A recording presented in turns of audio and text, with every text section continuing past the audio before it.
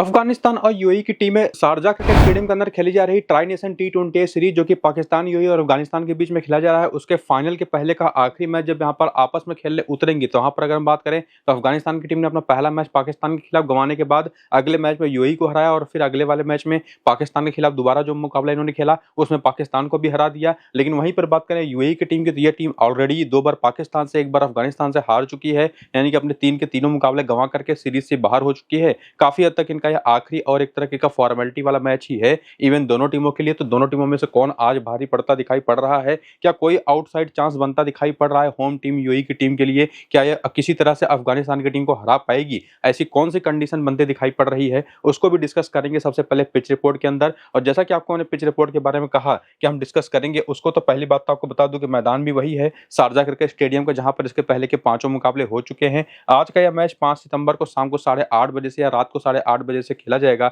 जिसके पहले जो 5 मुकाबले खेले जा चुके हैं उसके रिजल्ट्स अगर आप जाकर के देखें तो 5 के 5 मुकाबले पहले बैटिंग करने वाली टीमें यहां पर जीती हैं। हालांकि ड्यू भी यहां पर सेकंड इनिंग के दौरान आती है, लेकिन उसका कोई खास इफेक्ट यहां पर बॉलर्स के और खास करके स्पिनर्स के परफॉर्मेंस में आया है नहीं, क्योंकि अगर आप परफॉर्मेंस चल करके ओवरऑल देखें तो स्पिन को टोटल 5 मैच में 34 विकेटें मिली है, तो पेस को 33 विकेटें मिली हैं और 34 विकेटें जो स्पिन को मिली हैं पिछले 5 मुकाबलों में उसमें से 25 विकेटें सेकंड इनिंग के अंदर आई हैं, जो कि बहुत बड़ा नंबर है अगर आप देखें ओवरऑल परसेंटेज वाइज। जबकि पेसर्स को 33 में से 19 पहली इनिंग में, 14 सेकंड इनिंग में। तो जो सेकंड इनिंग के अंदर पेसर्स के साथ साथ स्पिनर्स भी जिस तरीके से हैवीली गेम में आते हैं, बैटिंग करना वहां पर थोड़ा सा कंपैरेटिवली पहली इनिंग के मुकाबले जो मुश्किल हो जाता है, और वैसे भी यहाँ की पिचेस काफी ड्राई होती हैं अगर ड्यू ना आए तो, और साथ ही साथ ब्राउनिश ग्रास यहाँ पर चुकी होती है तो वो गेंद को होल्ड करती भी है। शुरू में पहली इनिंग के दौरान जो रोलर चले होते हैं हैवी, उसका एक फायदा बैटिंग टीम को होता है, तो वहां पर रन बनाना कंपैरेटिवली थोड़ा ईजी होता है। हालांकि नई गेंद से थोड़ी बहुत मूवमेंट भी यहाँ पर मिलती है शुरुआती ओवर में, लेकिन उसका कोई खास इफेक्ट पहली इनिंग की बैटिंग में पड़ता है नहीं, क्योंकि अगर आप देखें तो लास्ट वाले मैच में ही पाकिस्तान की टीम ने 171 रन बनाए थे 5 विकेट के नुकसान पर। यूएई जैसी टीम के खिलाफ 140 रन जिन्होंने बनाए 7 विकेट के नुकसान पर उसके जवाब में, और टीम हार गई मैच में। लेकिन पहली इनिंग के पहले 6 ओवर के पावर प्ले में पाकिस्तान जैसी बैटिंग लाइनअप की भी यूएई की टीम के बॉलरों ने 3 विकेटें निकाल दी थी। तो जो शुरुआत में पहली इनिंग के दौरान जो बॉलिंग टीम होगी, पहली इनिंग की जिसकी बॉलिंग होगी ना, उसके जो पावर प्ले के बॉलर्स होंगे वो हमेशा इंपॉर्टेंट यहाँ पर होते हैं, क्योंकि अगर आप देखें तो ओवरऑल जो 5 विकेटें गिरी उसमें से 3 विकेटें तो पावर प्ले में ही आ गई थी। जबकि सेकंड लास्ट मैच में अफगानिस्तान पाकिस्तान का जो मैच हुआ था, यहाँ पर भी पहली इनिंग का पावर प्ले देखें तो वो बहुत अच्छा रहा नहीं था अफगानिस्तान के लिए। पाकिस्तान की बॉलिंग अटैक के खिलाफ केवल 34 रन ही बना पाई थी 1 विकेट के नुकसान पर। और इसके साथ साथ यहाँ पर देखेंगे तो 207 के स्कोर पर पाकिस्तान की टीम ऑल आउट हुई थी। 10 की 10 विकेटें जो इनकी गिरी थी उसमें पावर प्ले में 2 विकेटें पहली इनिंग में, सेकंड इनिंग में भी 3 विकेटें। और बाकी ये जो 2 और मुकाबले हैं यहाँ पर भी देखेंगे तो पहली इनिंग का पावर प्ले यहाँ पर हालांकि थोड़ा पावर प्ले बेहतर रहा था। तो निश्चित तौर पर यहाँ पर ओवरऑल पिच रिपोर्ट को कंक्लूड मैं करूं तो निश्चित तौर पर सेकंड इनिंग में बैटिंग करने वाली टीम के लिए मैच नहीं होने वाला है, और यही एक आउटसाइड चांस बनता है यूएई जैसी टीम के लिए भी कि अगर वो पहले बैटिंग बाई चांस उनको आ गई टॉस जीत करके या हार करके, और उन्होंने एक अच्छा स्कोर 160 170 का किसी तरह से खड़ा कर दिया, जो कि वो टीम कर भी सकती है, काफी अच्छी बैटिंग यूनिट है उनके पास, तो निश्चित तौर पर अफगानिस्तान के लिए मुश्किलें यहाँ पर खड़ी हो सकती हैं। वही एक ऐसा चांस बनेगा यूएई के लिए जहां से वो मैच किसी तरह से यहाँ पर उलटफेर करके जीत सकती है। वरना जैसा कि आप रिजल्ट में देख भी रहे हैं कि पहली इनिंग के पहले 6 ओवर के पावर प्ले के दौरान थोड़ी बहुत हेल्प रहती है तेज गेंदबाजों के लिए, उसके बाद बैटिंग पिच हो जाती है। लेकिन सेकंड इनिंग के दौरान स्पिनर्स यहाँ पर हैवीली गेम में आते हैं, गेंद ग्रिप करना शुरू कर जाती है, और इसी वजह से देखेंगे तो पेसर से ज्यादा स्पिनर्स अब यहाँ पर विकेटें ले चुके हैं, और इसी वजह से सेकंड इनिंग में बैटिंग करना वो आसान होने वाला है नहीं। तो जो भी अपडेट होगा टॉस के रिगार्डिंग कि किस टीम के पहले बैटिंग या बॉलिंग होने वाली है, और उसके साथ साथ पिच जो मिलेगी वो कैसी है, और वेदर भी कैसा है उस टाइम पर वहां पर ड्यू गिरेगी या नहीं, उसका सभी चीजों का अपडेट आपको मैं टेलीग्राम और व्हाट्सएप चैनल पर देने वाला हूं टॉस के बाद। और उसकी बेसिस पर जो मेरी फाइनल टीम बनेगी 6 टीमें, वो भी जो फ्री टू प्ले कॉन्टेस्ट में ले जा करके हमको खेलना है। अभी कल ही हम 10,000, बहुत सारे लोगों ने हमारी जो 6 टीमें आपको मैंने लास्ट वाले मैच में दी थी, बहुत सारे लोगों ने 10,000 ड्रीम कॉइन्स जीते, बहुत सारे लोगों ने 4,000 ड्रीम कॉइन्स जीते, कुछ लोगों ने कैश प्राइजेस भी जीते उन 6 की 6 टीमों में से। तो उस तरीके के शानदार फाइनल 6 टीमें भी आपको मैं टेलीग्राम और व्हाट्सएप पर देने वाला हूं टॉस के बाद। लिंक आपको डिस्क्रिप्शन में और पिन कमेंट सेक्शन में देखने को मिल जाएगा इसी वीडियो के, टेलीग्राम और व्हाट्सएप का। तो जाकर के दोनों लिंक्स को क्लिक करके टेलीग्राम और व्हाट्सएप चैनल को ज्वाइन कर लीजिए और एक्टिव रहिएगा वहां पर बाकी सारे फाइनल अपडेट्स लेने के लिए। फिलहाल देखिए ये प्लेइंग 11 और बैटिंग ऑर्डर उतरा था पिछले वाले मैच में पाकिस्तान के खिलाफ। जब बात करते हैं हम अफगानिस्तान की टीम का, जहां पर बैटिंग ऑर्डर तो आपके सामने है जो कि काफी स्टेबल दिखाई पड़ता है अगर डारविस रसूली को छोड़ दें, लेकिन उसी में बॉलिंग की बात करें तो अल्लाह मोहम्मद गजनफर जिन्होंने पिछले मैच में 3 ओवर की बॉलिंग करी, 3 के 3 ओवर पावर प्ले में ही किए। इसके साथ साथ फजल फारूकी ने भी 3 ओवर किए जिसमें 2 पावर प्ले का, एक डेथ का, जो कि आइडेंटिकल उसी तरीके से पिछले वाले मैच में बॉलिंग इन्होंने करी थी। इसके साथ-साथ अजमत उमर जई पिछले मैच में केवल 2 ओवर करे,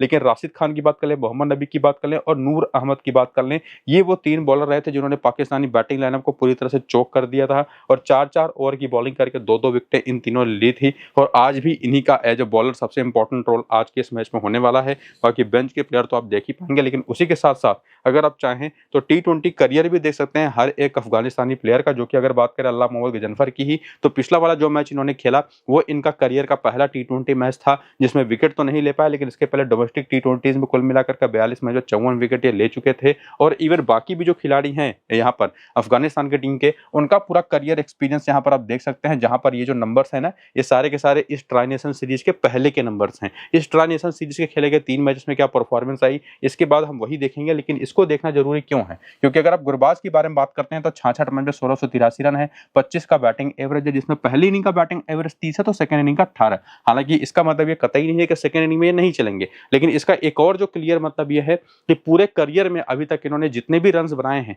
उसमें हमेशा ऐसा हुआ है कि पहली इनिंग में इनकी बैटिंग ज्यादा बेहतर या कंफर्टेबल रही है, सेकंड इनिंग में ज्यादा कंट्रीब्यूट कभी कर नहीं पाते। तो जनरली 10 में से 7 या 8 बार ऐसा होगा कि ये पहली इनिंग में ज्यादा इंपॉर्टेंट बैटिंग ऑप्शन बन जाते हैं। तो जब भी आप इनको 6 में से किसी कुछ टीमों में रखने की कोशिश करेंगे गुरबाज को ना, तो ज्यादा वैल्यू इनकी आपको रखनी है पहली इनिंग की बैटिंग में। ये चीज आपको यहाँ से देख करके समझ में आएगी। ठीक उसी तरह से बाकी बैटर्स का भी पूरा करियर और इनिंग वाइज एनालिसिस देख लीजिएगा, इवन बॉलर्स का भी यहाँ पर आपको स्ट्राइक रेट देखने को मिल जाएगा। फॉर एग्जांपल जैसे हम बात कर रहे थे राशिद खान की, 96 मैच पे 161 विकेट ले चुके हैं, लेकिन इसमें इन्होंने जब भी पहली इनिंग की बॉलिंग की है तो 1 विकेट निकालने के लिए इनको ऑन एन एवरेज 17 गेंदें लगी हैं पूरे करियर के दौरान, लेकिन वहीं पर जब सेकंड इनिंग की बॉलिंग करते हैं तो केवल 12 गेंदें लगती हैं। कहने का सीधा मतलब यही है कि दोनों इनिंग की बॉलिंग के लिए बहुत इंपॉर्टेंट है, लेकिन जब सेकंड इनिंग की बॉलिंग आती है ना, तो वहां पर मेजोरिटी टीमों में आपके कप्तान या वाइस कप्तान भी बन सकते हैं। तो उसके साथ साथ बाकी बॉलर्स का भी उसी तरीके से सारा डेटा आप यहाँ पर देख सकते हैं। इसको देखने के साथ साथ आ सकते हैं आगे, जहां पर आपके सामने दिखाई पड़ेगा रीसेंट फॉर्म। और रीसेंट फॉर्म की जब हम बात करते हैं ना, तो आपको यहाँ पर दिखाई पड़ेगा इस सीरीज में खेले गए 3 मैचेस की सबसे पहले तो परफॉर्मेंस, जिसमें गुरबाज तो पहले मैच में चलने के बाद अगले दोनों मैच में नहीं चले। और एक यहाँ इंटरेस्टिंग चीज यहाँ पर यह भी दिखाई पड़ती है कि जब इनको पहली इनिंग की बैटिंग मिली तब तो इन्होंने 38 रन बनाए, लेकिन बाकी बाद 2 मैचेस में जब चेंज करना पड़ा तो केवल 8 रन और 7 रन बना करके आउट हो गए। तो कुछ रिफ्लेक्शन इनका वही करियर के आंकड़े जो आपने पीछे देखे ना, उसकी मदद से आपको यहाँ पर रिफ्लेक्ट होता दिखाई पड़ता है। और यहाँ पर देखिए ये जो सिंगल इनवर्टेड कॉमा लगा है ना, इसको जरूर ध्यान में रखिएगा, ये पहली इनिंग को डिनोट करता है। और उसी में सैदिकुल्ला अटल की बात करें तो अभी तक के तीनों मैचेस में काफी बढ़िया बैटिंग करी है। एक पाकिस्तान के खिलाफ, एक यूएई के खिलाफ हाफ सेंचुरी लगा चुके हैं। 64 और 54 रन की पारियां दोनों बार इन्होंने पहली इनिंग की बैटिंग में ये पारियां खेली हैं। इसके बाद इब्राहिम जदरान की बात करें तो 65, 63 और 9 रन की 3 पारियां, यानी कि दोनों के दोनों काफी बढ़िया फॉर्म में रहे हैं टॉप 3 में से, जिसमें गुरबाज ने कुछ खास कमाल पिछले दोनों मैचेस में किया नहीं। वहीं पर डार्विस रसूली की बात करें तो अभी तक के 3 मैच से 2 बार इनकी जब बैटिंग आई है, स्टार्ट अच्छा किया है लेकिन बड़ी पारी में कन्वर्ट नहीं कर पाए। बाकी अजमतुल्लाह उमर जी का तो ये पूरा का पूरा सीरीज अगर आप देखेंगे ना तो बहुत अच्छा गया नहीं है। जबकि वहीं पर करीम जन्नत की बात करें तो ये भी कुछ खास कमाल तो नहीं कर पाए, हालांकि इनकी बॉलिंग तो आई नहीं, बैटिंग भी काफी नीचे करते हैं तो उतने ज्यादा बॉलिंग फेस करने को मिली नहीं। बाकी नबी, राशिद खान, इन दोनों को आपने देखा पिछले मैच में पाकिस्तान के खिलाफ क्या कमाल की बॉलिंग करी। ना सिर्फ पिछले मैच में, इसके पहले भी इन दोनों ने काफी बढ़िया बॉलिंग लगातार करी थी और दोनों के दोनों अच्छी खासी बैटिंग भी कर लेते हैं, तो इनकी वैल्यू वो काफी हाई रहती है हमेशा अफगानिस्तानी टीम के लिए। और जब आपको टीम बनानी पड़ती है ना फैंटेसी की, तो निश्चित तौर पर वहां पर भी इनको काफी हाईली वैल्यू हमको करना पड़ता है। तो जब हमको फ्री टू कॉन्टेस्ट के लिए 6 टीमें जो बनानी है ना, उसमें हैवीली कम से कम 5 से 6 टीमों में तो आपके ये होंगे ही होंगे। इसके साथ साथ अल्लाह मोहम्मद गजनफर ने डेब्यू मैच में कुछ खास कमाल किया नहीं, हालांकि उसके पहले अच्छे फॉर्म में थे। और यहाँ पर भी अगर सेकेंड इनिंग की बॉलिंग है तो एक बार वहां पर तो निश्चित तौर पर ज्यादा आप इनको वैल्यू कर सकते हैं। बाकी फजल फारूकी पिछले 3 मैचेस में 3 विकेट ले चुके हैं। नूर अहमद ने लास्ट वाले मैच में 2 विकेट लिया। फरीद अहमद मलिक को पहला मैच जब खिला गया था पाकिस्तान के खिलाफ तब इन्होंने 2 विकेट लिया था, अगले मैचेस में इनको मौका मिला नहीं। इवन सराफुद्दीन अशरफ को भी एक बार मौका मिला था, तब इन्होंने 3 विकेट लिया था और ये यूएई के ही खिलाफ लिया था। तो निश्चित तौर पर अगर ये खेलते हैं ना तो काफी इंपॉर्टेंट होंगे। और इवन मुजीब हो गए, मोहम्मद इसाक हो गए, फरीद अहमद मलिक के बारे में जिनके बारे में बात किया मैंने, गुलबदीन नईब हो गए जिनको अभी तक कोई मौका नहीं मिला है, उनका भी वो सारा डेटा आप देख करके रखिए जो आपके सामने है। लेकिन यहाँ से जो रिसेंट फॉर्म में आपने देखा ना कि 2 टॉप ऑर्डर के बैटर्स और 3 स्पिनर्स काफी ज्यादा वैल्यू रखते हैं इस टीम के अंदर अपनी बैटिंग से भी और बॉलिंग से भी। उसको देखने के बाद जब आप आते हैं हेड टू हेड के आंकड़े देखें कि यूएई के खिलाफ ओवरऑल आंकड़े इनके टी20 करियर में कैसे रहे हैं, तो गुरबाज के तो 7 में केवल 193 रन है जिसमें एक ही सेंचुरी है। पहली इनिंग की बैटिंग एवरेज 41 तो सेकंड इनिंग की केवल 18, बिल्कुल वही करियर की ही तरह। बाकी यहाँ पर सैदिकुल्ला अटल ने इसी सीरीज में एक मुकाबला खेल करके 54 रन बनाए थे, जबकि इब्राहिम जदरान के 7 मैच में 219 रन है, बढ़िया 63 का बढ़िया हाईएस्ट स्कोर है। पहली इनिंग का बैटिंग एवरेज भी शानदार है, सेकंड इनिंग का भी बैटिंग एवरेज शानदार है। तो अगर हमें यहाँ तक आते आते और उसमें डार्विस रसूल को भी इंक्लूड कर दें, करीम जन्नत को भी इंक्लूड कर दें, जो कि कुछ खास रोल प्ले कर नहीं पाए हैं यूएई के खिलाफ, यहाँ पर भी बॉलिंग तो अभी तक इनको इस पूरे सीरीज में मिली नहीं है, बैटिंग भी काफी नीचे आती है। तो वैल्यू वाइज अगर आप देखें तो टॉप 3 के जो खिलाड़ी हैं उसमें गुरबाज अगर पहली इनिंग की बैटिंग है तब जाकर के आप इनको किसी 2 या 3 टीमों में शामिल करिएगा, वरना किसी 1 या 2 टीम में ही इनको रखना है आपको सेकेंड इनिंग की बैटिंग में भी। और उसके साथ साथ सैयदुल्लाह अटल और इब्राहिम जदरान की बात करें ना, तो जिस तरीके की परफॉर्मेंस इन दोनों ने अभी तक इस सीरीज में कर रखी है, दोनों हाई वैल्यू प्लेयर्स हैं और कम से कम 4 से 5 टीमों में तो आपके ये दोनों होने ही चाहिए। और बाकी जो 1 से 2 टीमों की जगह बचेगी ना, उसी में आप रोटेट करके कुछ टीमों में गुरबाज को रख सकते हैं, कुछ टीमों में किसी एक आध टीम में ही केवल यहाँ पर डार्विस रसूली को ट्राई करिएगा, या बहुत ही रिस्की होंगे, लेकिन उसमें साथ साथ किसी एक आध टीम में आप करीम जन्नत को भी लेके आ सकते हैं। लेकिन उसी में अजमतुल्लाह ओमारजई भी अगर प्लेइंग इलेवन के अंदर खेल रहे हैं,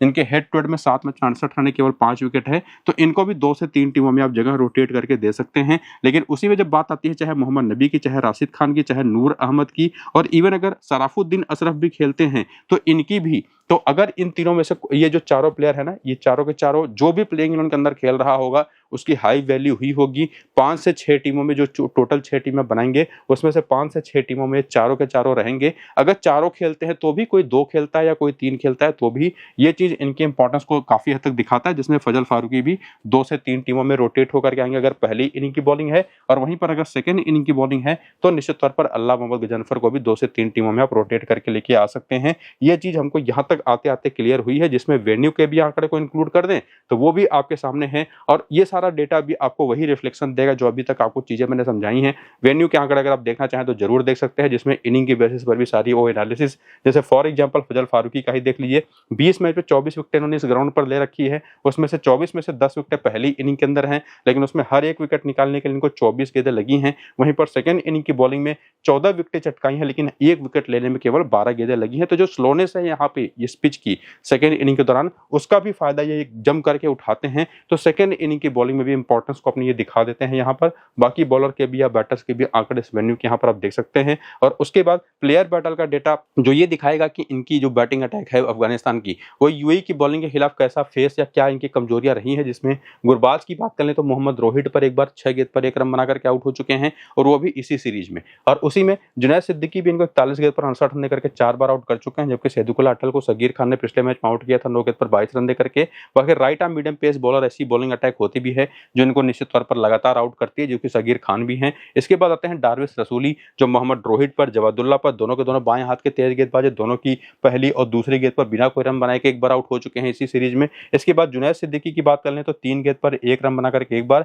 और लेफ्ट आर्म ऑर्थोडॉक्स बॉलिंग भी इनकी एक कमजोरी रही है, जबकि इब्राहिम जदरान सगीर खान पर एक बार मोहम्मद जवादुल्ला पर आउट हो चुके हैं इंडिविजुअली। और उसके बाद जो बाकी बैटर्स हैं, चाहे वो करीम जन्नत हो, चाहे वो अजमतुल्लाह ओमारजई हो, बाकी गुलबद्दीन नबी या मोहम्मद नबी हो, इनका भी डेटा अगर आप देखेंगे तो ये जो लोअर ऑर्डर के बैटर्स है खास करके थोड़ा स्पिन के खिलाफ फंसते जरूर हैं, और वैसे भी वहां जहां तक इनकी बैटिंग आती है वहां तक आते आते गेंद ग्रिप करना शुरू भी कर देती है। तो काफी हद तक इस पिच पर ये सारे जो नंबर्स हैं काफी वैल्यू करेंगे भी। तो उसी को ध्यान में रखते हुए इन लोगों के खिलाफ वो बॉलिंग अटैक सामने से आपको पिक करना होगा। और वो जो बॉलिंग अटैक सामने की टीम में है, अगर उसको देखने के लिए अगर आप आए यूएई की टीम की तरफ, तो उसमें एक तो यहाँ पर हैदर अली हैं, जुनैद सिद्दीकी हैं ही, जवादुल्ला हैं ही, रोहित खान भी एक निश्चित तौर पर बाएं हाथ के तेज गेंदबाज हैं। तो ये चारों बॉलर ना ऐसी जो 6 टीम बनाएंगे आज के इस मैच में, उसमें काफी हाई वैल्यू ये रखेंगे। और बाकी बैटिंग ऑर्डर तो आप देख ही सकते हैं, जहां पर मोहम्मद वसीम है, अलीशान सराफू ने पिछले मैच में पाकिस्तान के खिलाफ जबरदस्त पारी खेली, ईथन डिसूजा तो कुछ खास कमाल अभी तक कर नहीं पाए हैं, बाकी आसिफ खान इन्होंने भी एक पारी केवल पाकिस्तान के खिलाफ पहले मैच में खेला,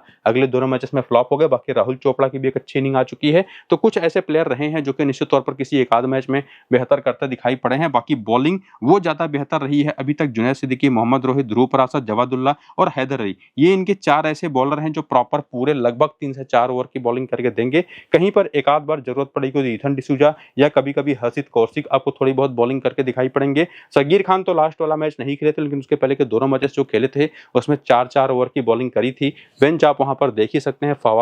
मोहम्मद फारूक बेग हैं लेग स्पिनर, जो अगर खेलते हैं तो बड़े इंपॉर्टेंट होंगे। तो निश्चित तौर पर उनके बारे में भी जान करके रखिएगा, क्योंकि अगर हम देखें तो निश्चित तौर पर इनकी फॉर्मेलिटी वाली ही मैच है एक तरह से आखिरी सीरीज की। तो मोहम्मद फारूक के एक बड़े इंपॉर्टेंट ऑप्शन हो सकते हैं, जो कि अभी तक 8 टी20 मैच में 9 विकेट ले चुके हैं। सेकंड इनिंग का स्ट्राइक रेट अगर आप देखें पहली इनिंग के मुकाबले तो आधा है, यानी कि सेकंड इनिंग के और अच्छे बॉलिंग ऑप्शन हो जाते हैं। तो आज ये बहुत ही अच्छे बढ़िया तगड़े डिफरेंशियल होंगे अगर खेलते हैं तो। बाकी प्लेयरों का भी पूरा करियर और उसको इनिंग की बेसिस पर आप चीजें देख करके नंबर्स को समझ लीजिएगा, जो आपको मैंने पीछे अफगानिस्तान की टीम की तरफ एक्सप्लेन किया था, जो कि आपको अपनी 6 टीमें बनाने में काफी हेल्प करेगा। और उसके बाद आकर के रीसेंट फॉर्म अगर आप देखें तो ये टीम के तीनों मैचेस हार चुकी है, तो निश्चित तौर पर प्लेयर परफॉर्मेंस वो उतनी तगड़ी तो होगी नहीं, जो कि आपको मैं पीछे कुछ हद तक प्लेइंग 11 का टाइम पर थोड़ा बहुत बता भी चुका हूं। लेकिन इनके जो तेज गेंदबाज रहे हैं, जिसमें जवादुल्ला को तो 2 मैच में अभी तक कोई विकेट नहीं मिला है, लेकिन रोहित ने अभी तक 2 मैचेस में 3 विकेटें ली हैं। वहीं पर जुनैद सिद्दीकी की बात करें तो इन्होंने 3 मैचेस में 4 विकेटें ली हैं। हैदर अली ने तो कमाल की ही बॉलिंग करी है, 2 बार पाकिस्तान के खिलाफ खेल करके 2-2 विकेटें ली हैं।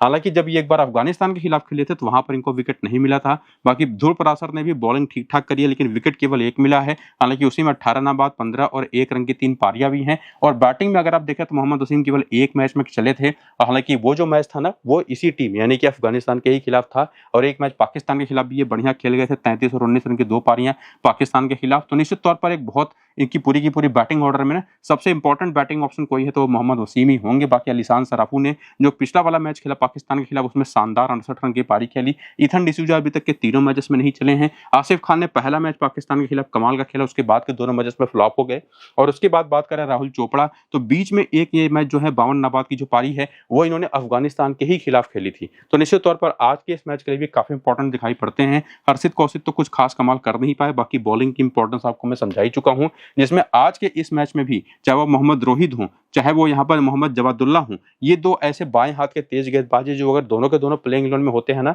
तो 2 से 3 टीमों में आपको दोनों को रोटेट करके लेकर के जाना है। मतलब 2-3 टीमों में आपको मोहम्मद जवादुल्ला होंगे, 2 से 3 टीमों में आपके मोहम्मद रोहित होंगे। तो इस तरह से इन दोनों को आपको पिक करना है। लेकिन अगर ये दोनों में से कोई एक ही खेलता है तो वो एक आपके 2 से 3 टीमों में रहेगा। बाकी जो ऑप्शन आपके रहेंगे, चाहे वो हैदर अली हो चाहे जुनैद सिद्दीकी हो, जिसमें हैदर अली तो कम से कम 5 से 6 टीमों में आपके होंगे, लेकिन जुनैद सिद्दीकी ये कम से कम 3 से 4 टीमों में आपके होंगे अगर पहली इनिंग की बॉलिंग होती है तो। ये बात आप ध्यान में रखिएगा। बाकी ध्रुव पराशर सेकंड इनिंग की बॉलिंग अगर होती है इनकी ऑफ स्पिन, तो वहां पर किसी एक या 2 टीम में आप ट्राई करिएगा। हर्षित कौशिक को मैं आपको सजेस्ट करूंगा नहीं, ईथन डिसूजा को आपको मैं सजेस्ट करूंगा नहीं, लेकिन वहीं पर अलीशान सराफू, मोहम्मद वसीम, आसिफ खान और राहुल चोपड़ा, यानी कि बाकी जो 4 ऑप्शन बचते हैं ना, उसमें राहुल चोपड़ा और मोहम्मद वसीम जो ऑलरेडी अफगानिस्तान के खिलाफ एक हाफ सेंचुरी इसी सीरीज में लगा चुके हैं, ये दोनों तो निश्चित तौर पर 4 से 5 टीमों में इस टीम की तरफ से आपके तरफ आ ही जाएंगे। जिसमें चूंकि विकेट कीपिंग सेक्शन में जाकर के देखेंगे ना, तो एक ऑप्शन आपके पास गुरबाज का भी है। तो अगर अफगानिस्तान की पहली इनिंग की बैटिंग है तब गुरबाज का को ज्यादा प्रेफरेंस देनी है विकेट कीपिंग सेक्शन से,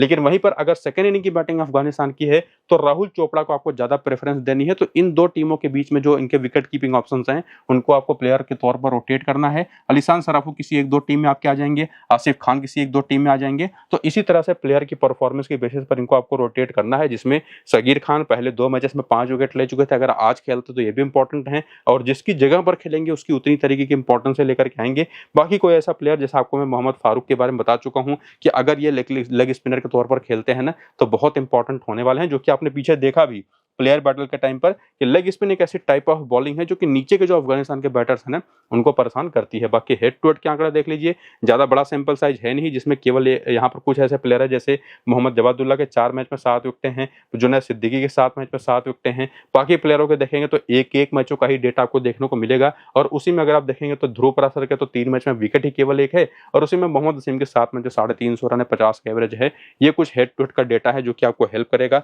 और वेन्यू का डेटा वो तो निश्चित तौर पर आप देख ही सकते हैं, इनका काफी हद तक होम ग्राउंड ही है अपना, जिसमें दोनों बाएं हाथ के तेज गेंदबाज अगर आप देखें तो 3 मैच में 3 विकेट, 16 मैच में 23 विकेट। इवन जुनैद सिद्दीकी के 14 मैच में 16 विकेटें। यहाँ पर हैदर अली कुछ खास ज्यादा बेहतर ओवरऑल तो नहीं कर पाए, लेकिन इस सीरीज में ही चारों के चारों विकेटें इन्होंने पाकिस्तान के खिलाफ खेले गए 2 मैचेस में ली, और इस सीरीज के पहले जो 3 मुकाबले इन्होंने खेले थे उसमें एक भी विकेट नहीं था। और ये भी ध्यान देने वाली बात है कि सारी विकेटें पहली इनिंग की बॉलिंग में आई, और बाकी खिलाड़ियों के भी सारे नंबर्स आप यहाँ पर ओवरऑल भी और इनिंग के बेसिस पर भी आप देख सकते हैं। बाकी जब प्लेयर बैटर के डेटा देखते हैं तो वहां से भी आपको निश्चित तौर पर वही चीजें देखने को मिलेंगी स्पिन के खिलाफ, और ओवरऑल अगर सेकंड इनिंग की बैटिंग होती है तो दिक्कतें रहेंगी, जिसमें मोहम्मद वसीम को कोई स्पेसिफिक दिक्कत नहीं होती है चाहे किसी टाइप ऑफ बॉलिंग पर। बाकी सराफुद्दीन ने सिर्फ करीम जन्नत और राशिद खान पर एक बार इंडिविजुअली आउट हो चुके हैं। बाकी 50 का एवरेज है भी अफगानिस्तान के खिलाफ। और उसके बाद अलीशान सराफू की बात करें तो ऑफ स्पिन और लेफ्ट आर्म ऑर्थोडॉक्स बॉलिंग ये उसको खराब खेलते हैं। बाकी आसिफ खान लेग स्पिन पर थोड़े से कमजोर साबित होते हैं, 42 गेंद पर 42 रन बना करके 5 बार आउट हुए हैं।